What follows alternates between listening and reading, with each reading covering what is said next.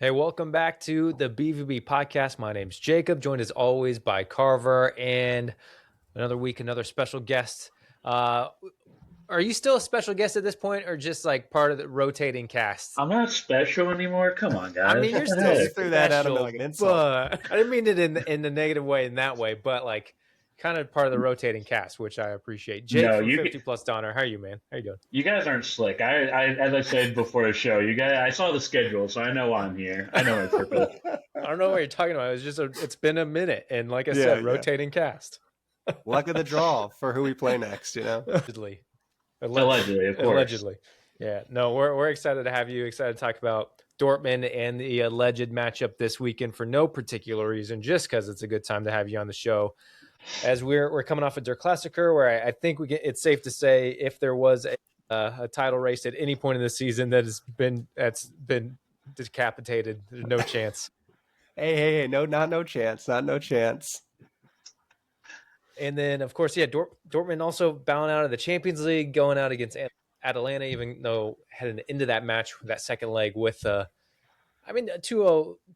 2-0 isn't too crazy of a lead, but we had the lead. We're going away. And now, I don't know, Carver, I know it's been a while since I've been on the show anyways. I don't know if you want to take over with the talk. I just feel like last time I was on, it was also depressing, and now I'm back and I'm still depressed. Yeah, look, we're out of both competitions, and that's a humiliating thing that we'll get to a little bit more in detail. But domestically, I'm trying to tell myself it's only March. There's points to play still for. Kovac has mentioned that he wants to widen the gap with distance between us and clubs below us, which there's definitely things that we could be working on for there. But that 11-point gap now for Bayern is incredibly difficult. Not impossible, incredibly difficult, especially against a Bayern side like this that has so much overwhelming quality. So for now, I'm just keeping my expectations at bay. Yeah, it just felt like one where we needed it. I mean, we always need it. We did. But there, yeah. And because I had, even throughout the match, I had a little bit of hope. But we'll talk about Bayern in a little bit. I do want to start on Atalanta. I don't know if I really want to start here. Like, Champions League is done. But yeah, I mean, going into this, of course, like if you're going into an away leg up 2-0, then there's definitely always going to be the risk. And we saw it, and we also just didn't show up for the match. Like or is it Atalanta just actually showing up and being way too ready? But like Dortmund didn't come to play, and what that whole match was, and it was kind of so depressing to watch it all collapse in front of us. But we'll start with the lineup before we start talking specifics. Kobel in goal, Baini, Anton, and Chan are center backs, with Svensson, our left wing back. Rierson is in this one at the right. Mecha and Bellingham in the center, with Brandt, Bayer, and then Girassi up top. Jake, I do want to start with you. Just, I guess, Dortmund in the Champions League, Dortmund coming off the last leg. I don't want to say how confident were you, because you're here third party neutral, but what were you giving Dortmund's chances going into this match against Atalanta? I don't mean to offend your user base, but I knew something bad was going to happen. I was going to say, this isn't the first time or second time you've seen something like this from us. I just didn't know it was going to be that bad. Like I think I said on Blue Sky, like, it didn't look like anyone wanted to win up until Adeyemi came in. And then Adeyemi kind of, like, it seemed like you guys were going to subvert that and, like, put a Band-Aid on, and then the blame was on Baini, of course, because he had an absolute shocker of a game. But if you look at the last, what led up to that last penalty, Kobel had no reason to play the pass that he did, and that really opened it up for everybody. Where if he had played a sensible pass to somebody, I think it was to one of the backs. Like, if he had played that how you're supposed to, like, you guys would have closed it out, and who knows what would have happened in extra time. But it really just set up the whole nightmare. And, like, as soon as I saw he played that short, I'm like, something bad's going to happen. I will say the ref was bad. Like, that was not a good ref performance, but I don't think you can hang too much on that for what happened at all. Yeah, I had a coworker after the match, because this is one of those afternoon games. I'm watching it at my desk, as I tend to do. And I think they just saw the score. I don't think they were actually watching it, but they just walked by, and I don't know if they were rubbing it in or what, just being mean, but they're like, man, Dortmund's so bad. And I'm like, yeah, but also, like, I could look back at the season and be like, we've had, like, I wouldn't say overall, and maybe people will argue with me. I would have maybe argued with myself a month ago when I was so frustrated on some certain things. But it's like I do still feel like overall, in general, it's been a way better Dortmund than we've seen before. This was a bad performance and a really bad way for it to end, especially as we have it level on aggregate, and that the end is just diabolical. And I'm not saying it's not a penalty, but I don't think it's completely Ben Zabiani's. I don't think it's out of the. It's not too horrible for him to go for the ball, even like that, even if he's kicking his leg back. Like, that's not the smart thing to do, but his leg's not that high. I'm not defending that I think it's still a penalty, but I don't think he's expecting a guy to be coming in diving for a header. He's just trying to get a touch to it. And unfortunately, boots to the face. Like, the dude's bleeding, and yeah, it's a pin. It's a really bad moment. Like you said, it's a mistake on Kobel's part that puts us in that situation. And this was a bad match in general. But I did take slight offense to being like, I mean, Dortmund's not like as bad as you're making them out to be. If you're looking at this, yes, but It's just such a weird season for Dortmund looking out from the outside, because like it's just like you guys have only lost 2 league matches, and of course they're both to Bayern.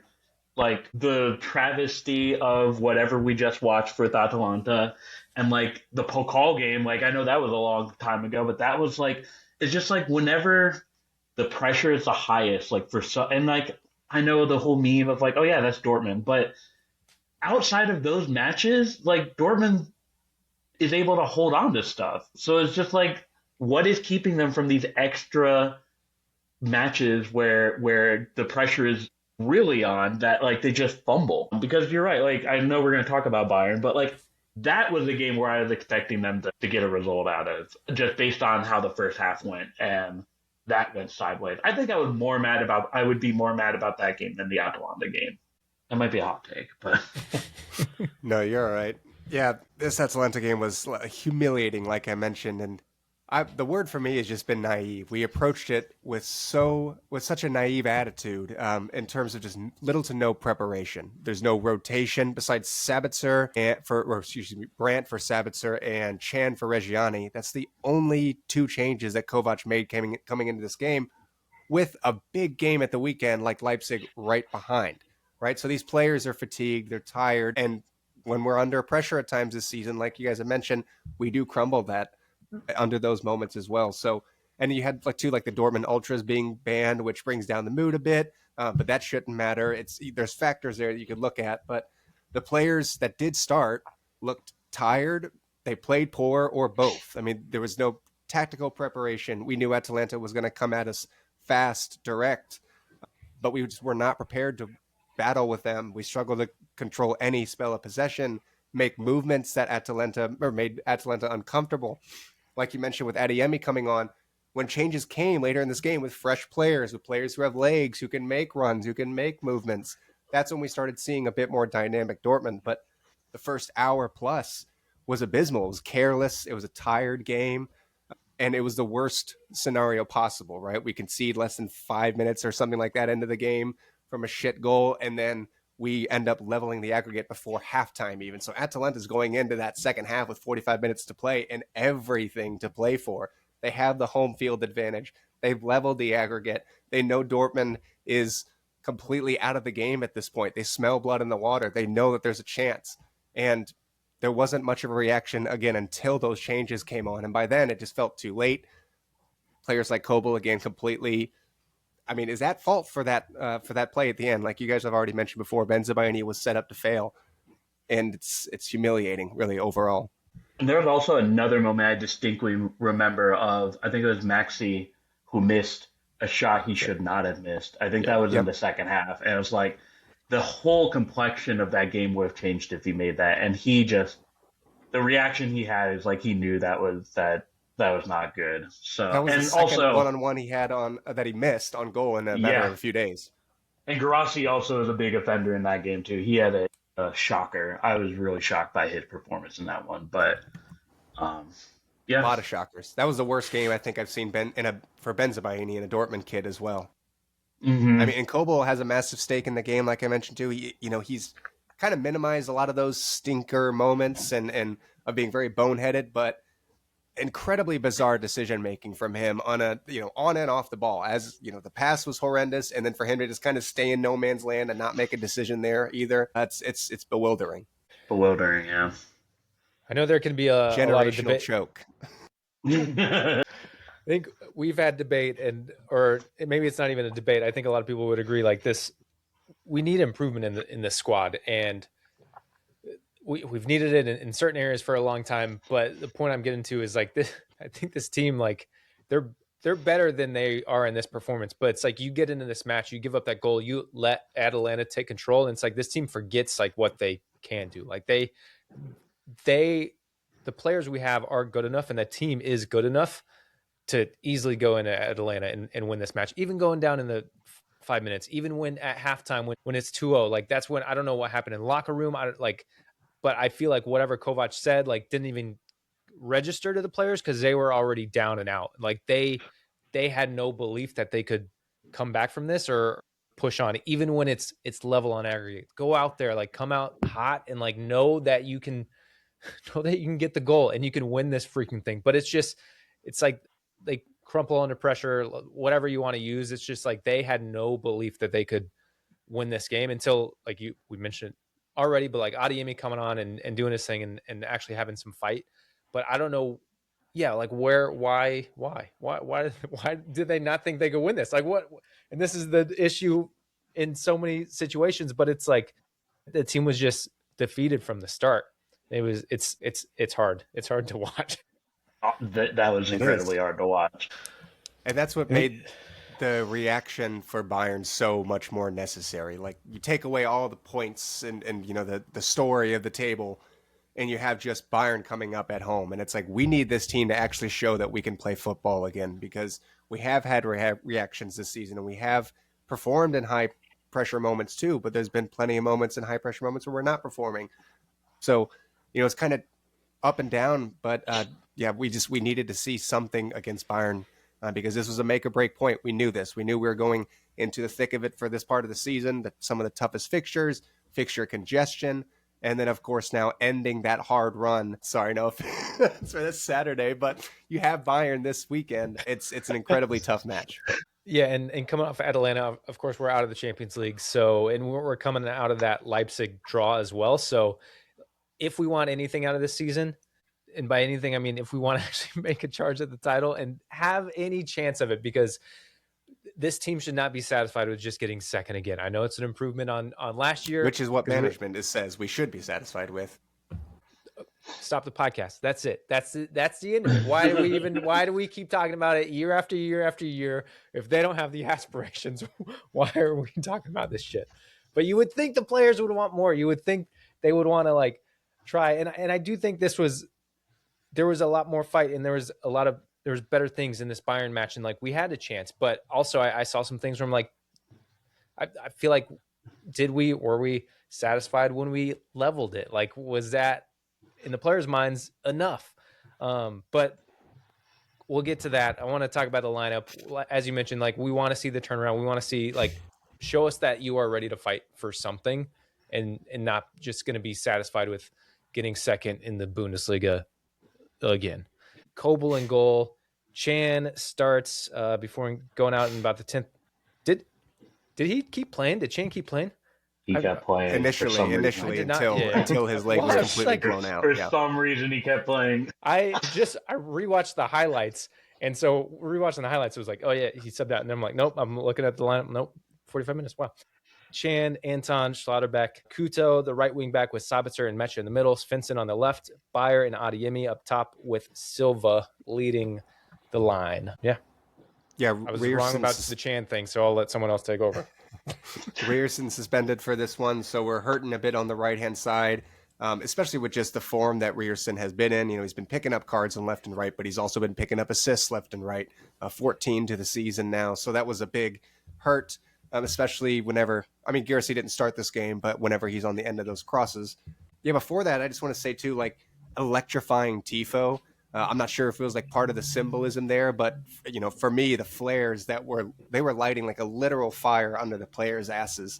It's always incredible to see the Sid Tribuna. Of course, this was a make or break game at the time. and you really felt the energy and fire from the yellow wall there. And commentators mentioned this too, but just to emphasize, it's one thing to have this momentum at home, but it's another thing to actually capitalize on it too. So Dortmund needed to get up and running early. Yeah, and not to dogpile on Kobel, but him and a player like Schlotterbeck, they're the players that are talking about like, this team needs to win titles. I need to be at a team that's going to compete for titles. And then Kobel does such a horrendous mistake at the end of that game. And then going into this one, Schlotterbeck has one of the worst first half performances I've seen from him in a Dortmund kit too. So just a bit ironic at times that those are the two players that say that kind of thing, and then sometimes they have those games. But either way, after we get lucky from Schlotterbeck twice. Initially, he didn't get a card at all, and then the yellow card could have easily been a red card. Dortmund did actually start to get control of this game a bit. That 3-2 setup and progression phases of play, switching to wide zones. Couto brings on that offensive attack going forward too, so we're able to play through those wide areas, play around Bayern's press, and then when against the ball, we can approach Bayern similar to Augsburg, and then in the same way that whenever they were intense with the high pressure, now in front of the home fans, make Bayern uncomfortable. That was a bit more of the reaction that we needed to see from Dortmund this game. Yeah, and I mean, it was really encouraging. When they were going into that first half, I'm like, oh man, they could pull this off because, like you said, Schlotterbeck did get lucky, but I think that goal really invigorated them in a way that I think if they had also scored with Atalanta in the same kind of situation, they were invigorated. And then I don't know what Dortmund is doing at halftime, but they need to not. Are they watching videos of car crashes or something? I don't know what was going on. And I think the Chan injury really hurt because even though Bessa Baini had a better game than Atalanta, I think it still kind of dragged down that whatever was going on there. And also I was looking too, I think one of the things that I saw was with Bayern's defense against Frankfurt, I think I was expecting Dortmund to actually score again, and that obviously didn't happen. It's just as soon as that first Kane goal again, it went in, I was like, okay, well. And you could even see that on the field for them. They just I think they probably had shell shock from the Atalanta game too. They're like, oh no, it's happening again. And I don't know if it's up to a captain. I don't know if it's a Kovac thing, but you need someone on the field to say, this does not matter. You know what I mean? And you just see these moments with Dortmund where just the heads go down as soon as something doesn't go their way.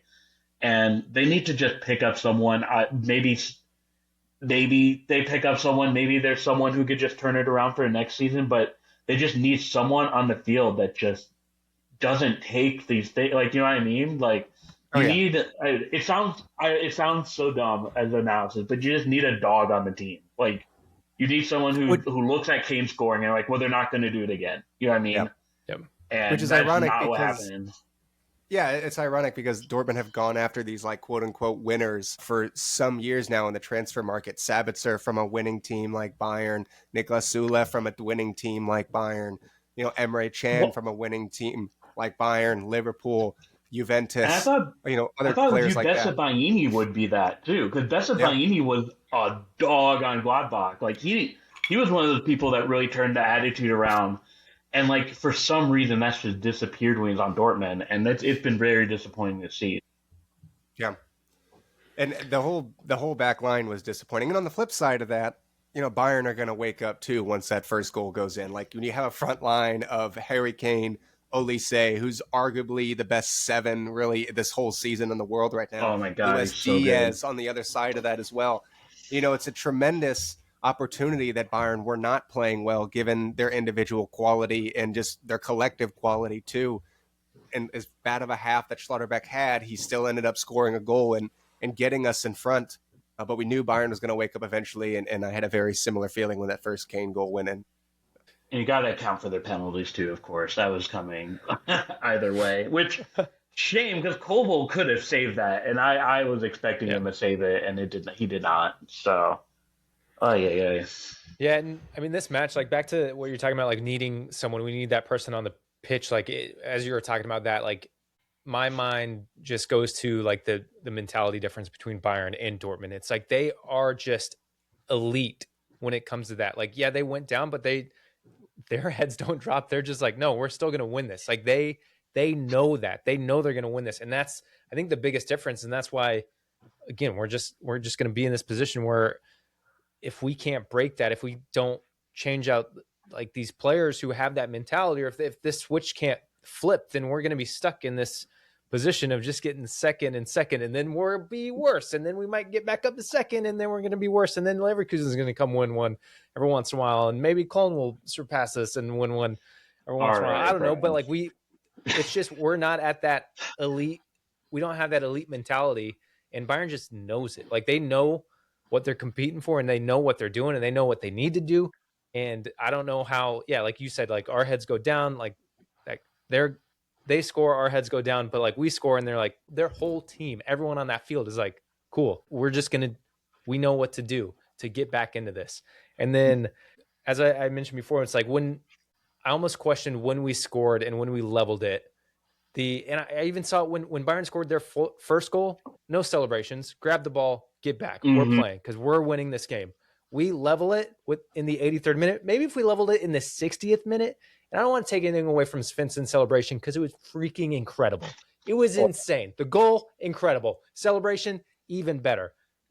But just grab the ball and get it back to the middle because you got 7 minutes left to freaking win this thing. And they celebrated like they won it.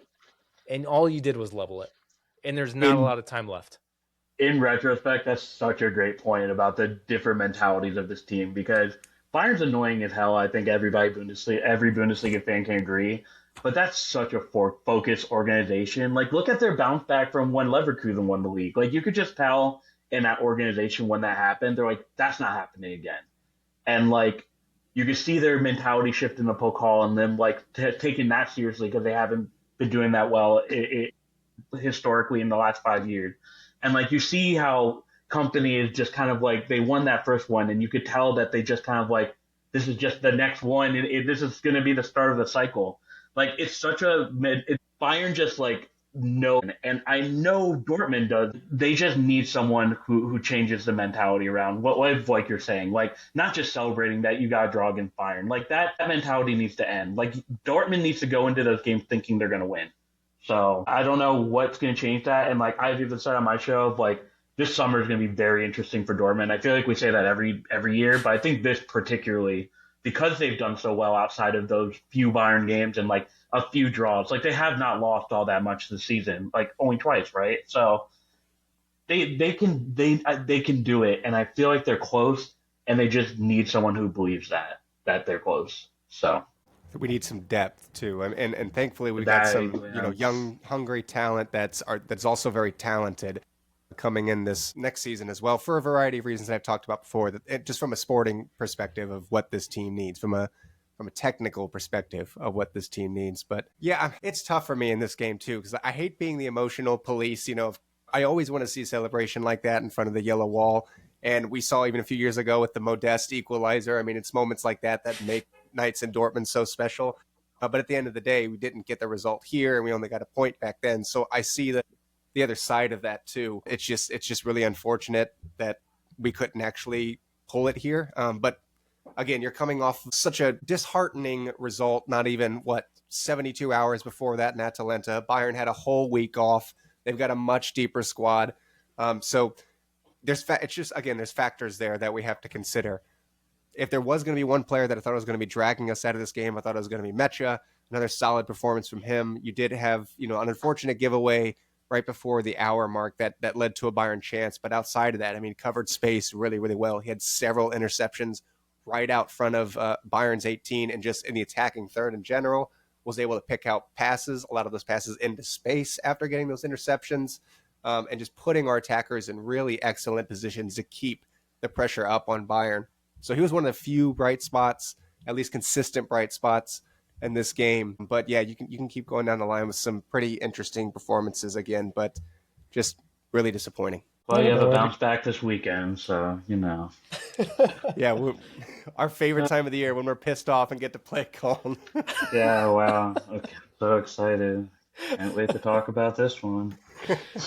Well, to the this exciting is the most part, one-sided friendship of all time. I just really want to say that. I'm not getting a whole lot of receive for what we're giving here, all right? if you ever want to start a Cologne podcast, let us know when you want us to come on. Why would he do that? He's not a supporter. Yeah, true. I do think it's exciting that you are going to be hanging with more of our Dortmund friends in New York City for the match this weekend.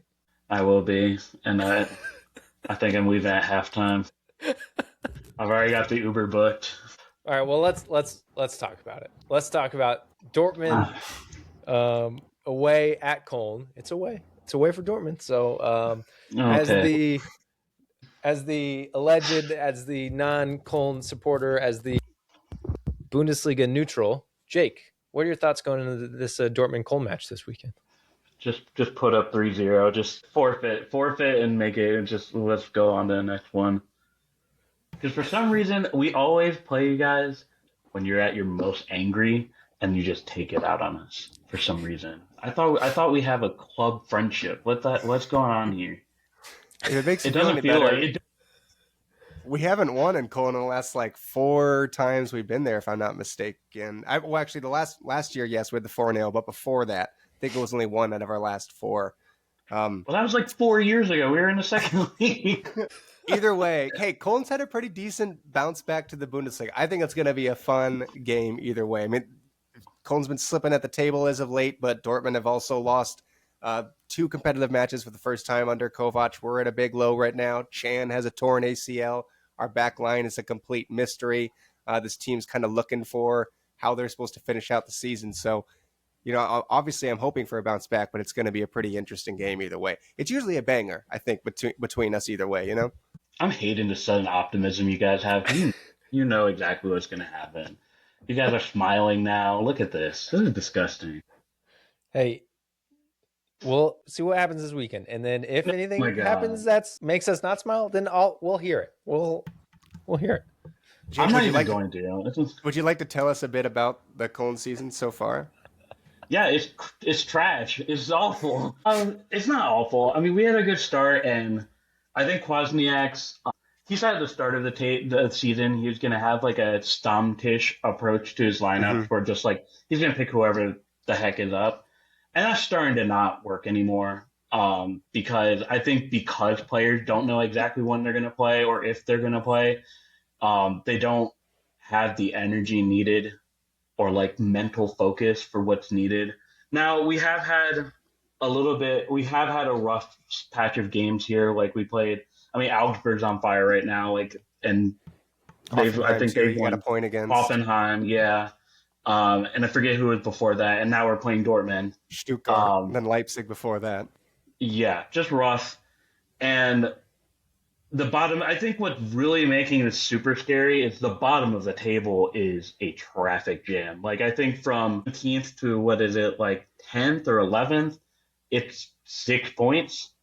And Cologne's like 4 points above direct relegation spot. So that's making it a little bit scarier if there is no mid-table. But they need to get momentum. I think they lost in this rough stretch of games.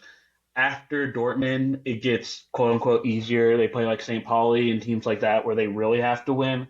But you just have to prove to yourself in this game that you can get a point off of the tough teams. They did against Hoffenheim, but they just need to do it again because the spookiest thing about the season is the last game of the season is against Bayern.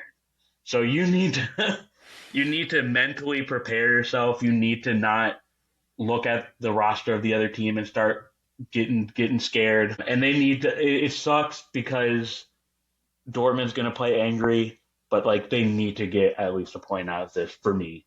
And it's rough to be able to say that, but they just need some kind of bright spot. They barely have won this year. If they can pull off a win, I think that would be massive for the team. But I think that's being a little wishful. But it's an unfortunate situation where you're playing a very talented team and you need a point and you are not at the same talent level. But sure, you know, that's what happens when you drop with the Augsburg games and games like that. So, well, Koner, I think, you know, one thing that's maybe not a guarantee, but almost a guarantee is they're going to bring a lot of fight to this game so that, you know, they're going to be fearless. They're going to be playing direct. And you also kind of quietly have one of the best German strikers at the moment. And I should say also Puskás winner as well. So, you know, he's been playing kind of out of his mind here the past few weeks, definitely the last several games for Köln against a shaky, pretty much absent Dortmund back line at the moment. So I'm not trying to, sell it either way, but it's going to be an interesting game. I'm excited for it. Well, someone's got to be excited, I guess. Carver, do you have any predictions? I'm going to go 2-1 us. 6-0 Dortmund. And I remember the 6-0 game very distinctly when there was a 6-0. So I'm thinking that again. Just don't hurt Köln's goal differential. That's all I ask. Please. Okay. That's the only benefit we have over the team around us. So, Jacob, any predictions? I'll go. Well, I don't want to say 2-1 because I'll go 3-1.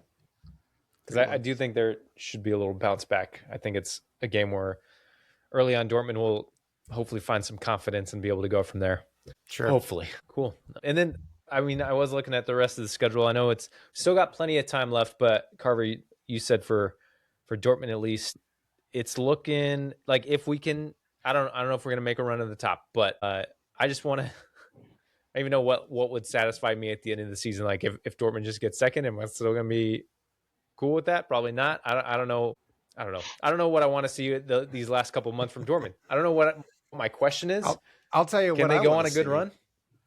I'd like to see us at least shorten the gap a little bit. I'd like us to secure second place. I'd also like to see Dortmund build for the future a bit more. So whenever Filippo Mane is back healthy and fit, I'd like to see him start a bit more. Chan is obviously not going to be. He's probably played his last game for Borussia Dortmund actually, with just given the ACL tear, but. Either way, there's a big spot opening up in that back line. With Schlotterbeck being, we might have an answer here soon of his extension or not. Either way, there's going to be some wiggle room for Kovac to play Filippo Mane, Reggiani. We saw Inacio in this game against Bayern, kind of just threw him to the wolves. I'm not sure about that decision either. There's plenty of other chances you had this season to play young, exciting attackers, and Kovac should have been looking at those other opportunities. But either way, now there's more in front of him. So give the youth a bit more of a chance. Let's still fight and try to, widen the gap between us and people below us. Those are the two, basic but important things I think Dortmund should be focusing on for the rest of the season. Yeah, I think even if Dortmund secure second, which they absolutely should do, I still need. I don't know if the summer's big. Jake already said it, but the summer's going to be big, and it's if Dortmund just kind of has one of the same summers where they don't make any moves that are that impressive, or I don't feel like they're actually making the overhaul needed in areas, then it's going to be hard. It's just going to be hard to even go into the next season with a bit of optimism. I'm still going to be excited, I think. But it's even though I started this podcast saying that I don't think Dortmund have been that bad, they've been overall a good team. Now I'm into the podcast well, I have no hope. And I'm just sad. And Jake's shut up. At least you're getting second. Yeah. But Jake, I did want to talk before we wrap. No, it's always great having you with us. And I know with you guys, are you guys doing a show this? I should have asked this before I just put you on the spot. But what do you got coming up with 50 Plus Döner? Yeah, so we will do a show Thursday, and we also have been doing a series with Sickos FC, who, if you know Sickos Committee from college football, they're starting to get into soccer, and we're helping one of their members choose a Bundesliga team to go forward. So we have the final episode. We have 4 left. Dortmund is not in it. That was not intentional, but we'll see where it goes. It's been a good series. It's on their free Patreon, so you don't have to pay to watch them, but they're good dudes, and I think B-Flum's going to crash out on our episode a little harder than you guys did about the past events of the week. I would have been a miserable co-host had we recorded a few days ago, but I kind of let it wash over me at this point, and I'm just looking forward. Yeah. Other than that's why we don't record right after games, by the way, everyone. Yeah, you want to hear me just scream the whole time and rant. Oh, I'm going to leave you guys a voice note after this Köln Dortmund game, and it's not going to be nice. I want it. We'll play it. We'll play it on the next episode.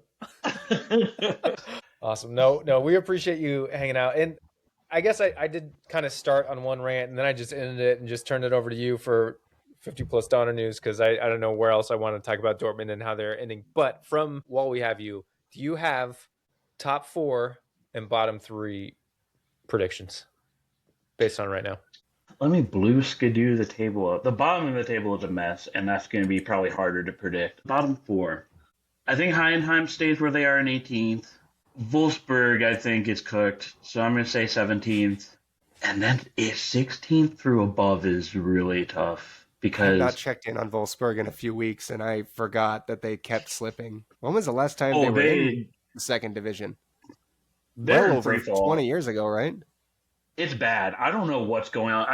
I've said, like, they're the number one team in the league where you look at their roster and you're like, why are you guys bad? And then 16th gets tough because I think Bremen showed a lot of spark this weekend. I don't know if that's enough to get them out of their predicament. I could see any team in 16th around there, honestly. And then top four, I think it stays the same. I think it's Bayern, Dortmund, Hoffenheim, Stuttgart. Because Leipzig, I'm still not in on Leipzig. Leipzig likes to. Let me see what Leipzig's rest of their schedule is. Do they play any tough teams? Never mind. They're going to probably be top four. And I think it's going to be so sad because I think Stuttgart's having a great season, but I think Stuttgart might end in fifth. Yeah, we play Stuttgart again later this season, and they've also got Hoffenheim, Leverkusen, and Yeah. Bayern too, so that'll be tough. Which sucks because I think they're having a fantastic season, right? They're still in Pokal, they're top four, they're still in Europa League, and I think ending in fifth would be bad for them. But well, not bad, but I think that's not the right placement for what I think the effort has been this season. Soccer's unfair. Well, I appreciate. I know I put you on the spot with that, but I appreciate it, especially one what you do with 50 plus Donner and what you do covering German soccer. So if I can get your neutral perspective and some predictions before the end of the season, I'll always take it. If you want to hear more from Jake from 50 plus Donner, check out the show, Twitch, Blue Sky. We'll link all that in the description of this episode. Carver, you got anything to add? No, again, it's only March. I know it's really easy to just kind of throw your arms up for the rest of the season, and we're out of the Champions League and the Pokal. But again, there's still some points here to play for. There's still Champions League spot to secure as well. So I'm looking forward to the rest of the season to hopefully building for the future. Jake, thank you so much. It's been good as Thanks always. for having me on, boys. Well, I might regret it on Saturday, but appreciate the invite nonetheless. I'm gonna be looking for you in the Brooklyn Borussen Instagram stories. Oh, I'll if they keep an if they eye have out. a center focus on me, that means the game's done. That means the game's really bad. If I'm in any picture and they didn't edit me out, that's because we're already losing. So Awesome. Well, we appreciate everyone hanging out, listening. It's been good, and we will talk with you guys later. See ya.